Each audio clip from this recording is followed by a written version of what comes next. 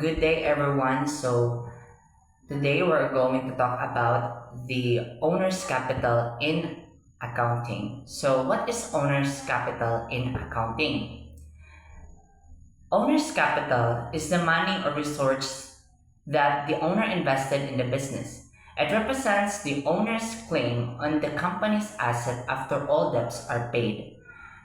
If you start a small store and put in 5,000 of your own money, that 5,000 pesos is the owner's capital.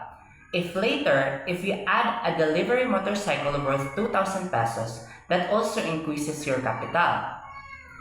In accounting, it shows up under owner's equity on the balance sheet.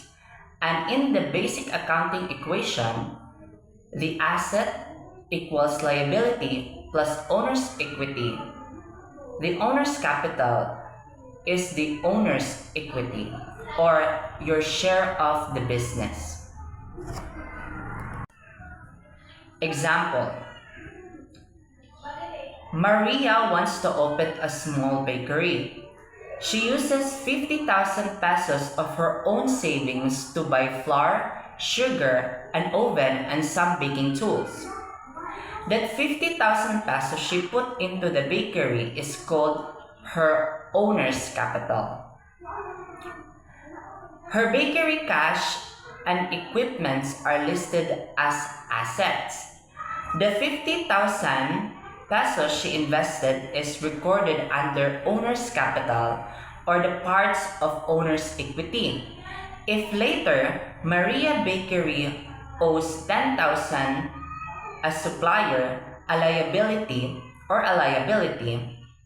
her net claim on the bakery is asset or the 50,000 pesos minus liabilities about 10,000 pesos equals owner's capital 40,000 pesos. So basically, owner's capital shows how much of the business truly belongs to Maria after paying what the bakery owes.